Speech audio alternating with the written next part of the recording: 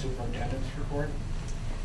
It's too bad that he's not here this evening and that I didn't remember to tell you this last, at the last board meeting. But we have a photo of, I took it with my phone, it's not the best. This is Mr. Apple down in Madison receiving his award for the middle school principal of the year. Obviously to his left is Tony Evers, the state superintendent. The woman in the red there is the high school principal of the year. And then the gentleman to her right is, help me with his name. Jim Lynch. Jim Lynch, who's the president of AWSA. Executive Director. Wisconsin Association of School Administrators. Mr. Apple was also recognized at the WASB convention, and Mr. Lizaway and Mr. Colby were down there with me in January in Milwaukee, and a presentation was made, and then in front of that, large group of folks as well. And I thought, you know, worth mentioning for our good news here. It's an absolute honor that we had a principal receive that kind of recognition. And so kudos to Mr. Apple, who's finishing now that year of recognition. And the nominations are now in process for the next year of recognition for new principals to be recognized. So kudos to Mr. Apple. Mrs. Malman sent to us an interesting group of pictures today. This weekend, we had a number of students from Chilton High School participate in the Polar Plunge, which is to help support Special Olympics. And she's got a couple of pictures here. Those that were involved, and it looks pretty cold to me, they had people in red suits there ready to grab them once they jumped in. But then they get to jump into a hot tub shortly thereafter. So they jumped early because they've done this now, and they know the routine, and they wanted to get in the hot tub early while it was still pretty hot. So this is what you gotta figure out all the angles, you know. This is how much money they raised, and the students involved were Trevor Steinke, Tyler Day, Natasha Sell, Monique Schneider, Morgan Winkler, and Cheyenne Broker. So kudos to all of those students for their good work. You may have heard that we had our second FBLA regional day here at Chilton High School. That was back in, was it late January or February? We had 22 students qualify for state. Those students are Austin Dawson in Accounting 1, Brittany Hitz in Agribusiness, Sammy Casper, Tiffany Hallbach, and Heather Mathis in Digital Design and Promotion. Dominique Beagle, Emily Carls, and Joy Colby in Emerging Business Issues. Alyssa Frank in FBLA Principles and Procedures. Nathan Main in Introduction of Business. Rachel Polzine in Introduction to Business Communication. Matt Merwin in Introduction to Information Technology. Molly Dawson, Introduction to Parliamentary Procedures. And the following students in Parliamentary Procedures: Olivia Fisher, Caleb Kopecki, Nathan Schmitz, Emily Stiefvater, and Nicole Stiefvater, and in Public Speaking 2, Nathan Stens. So they will represent Chilton High School at state in lacrosse this coming April. Also, Chilton's FBLA chapter received 5th in Outstanding Chapter category at regionals. So all in all, a big success for Chilton High School and our students. That program and that activity is phenomenally successful for our kids. This is from Mrs. Ebert.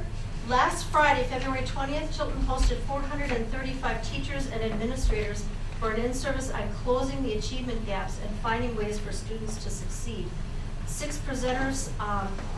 We had 6 presenters and cross-district collaboration time.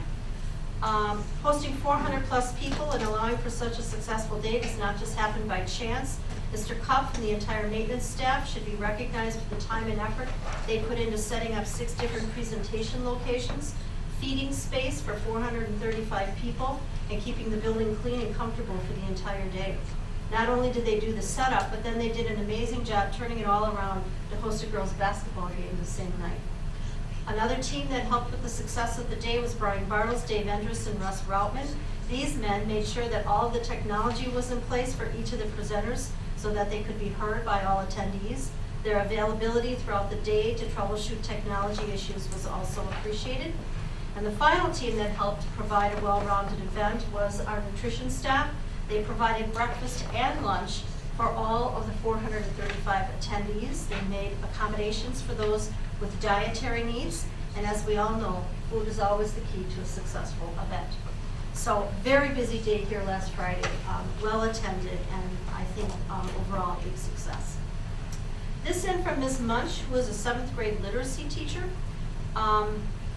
Elena Hughes won 2nd place and $75 at the district level in the VFW writing contest. There were over 600 entrants, and so we're very proud of her accomplishment.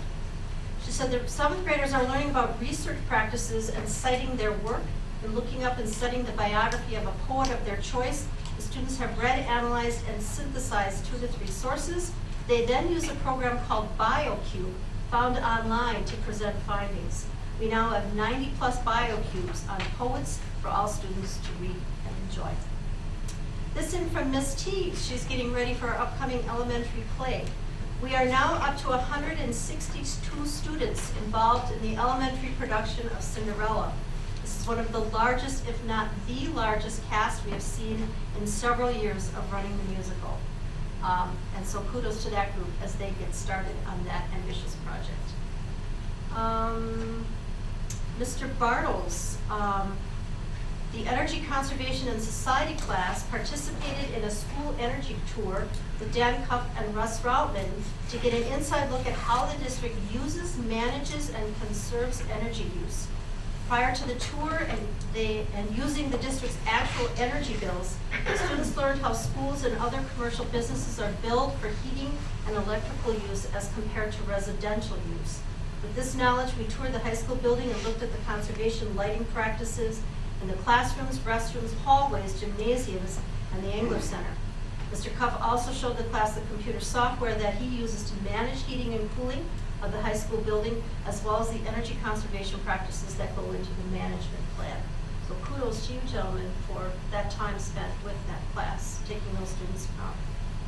This from Mr. Bowman, middle school counselor. 8th grade peer helpers supported Teen Dating Violence Awareness Week by hosting a kissing booth, and in parentheses, Hershey's Kisses, last week at the middle school. This was Valentine's Week.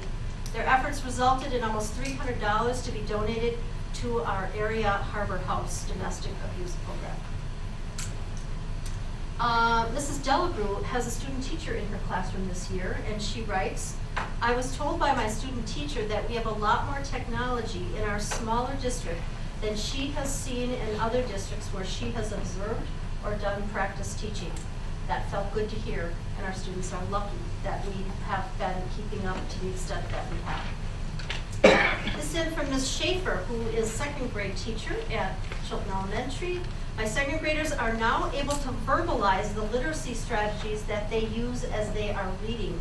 This is called metacognition, to think about your thinking. It is so enjoyable to listen to them talk with all their knowledge, and they feel very proud of their accomplishments. Mr. Roman writes, I believe that you already have this. He writes about Max Rudig, our 8th grader, who took 1st place in our regional math counts competition out of approximately 150 mathletes in northeastern Wisconsin district.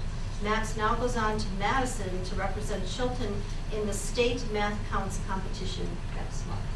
So math still seems to run very strong in that family. Congratulations to him. Mrs. Bartles, high school science teacher, writes, congrats to the Science Olympiad team who competed against 18 other teams at the UW-Milwaukee Regional on Saturday. She wrote this in early February. Medaling for the team were Catherine Holtz and Tiffany Halbach, 2nd place in invasive species. Brandon Bonin and Aaron Riley, 4th place in protein modeling. Hannah Riley and Matt Merwin, 5th place in compound machines. Hannah Riley and Michael East, 5th place in astronomy. Brittany Hitz, Molly Yan, and Jenna Main, 5th place in experimental design. Some good news for them.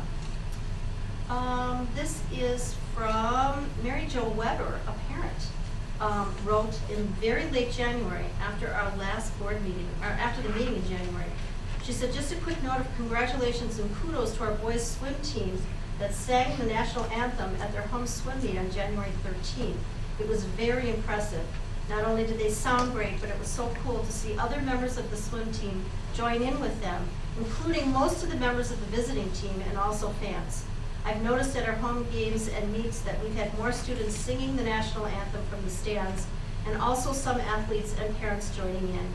Keep encouraging those students to sing. They are setting a great example. I think it says a lot about our students, and is certainly something Chilton is to be proud of. Keep up the good work. And I already read to you about Max Riddick, so that concludes my report. Lots of good news. Yeah. Okay, thank you, Dr. Wayne.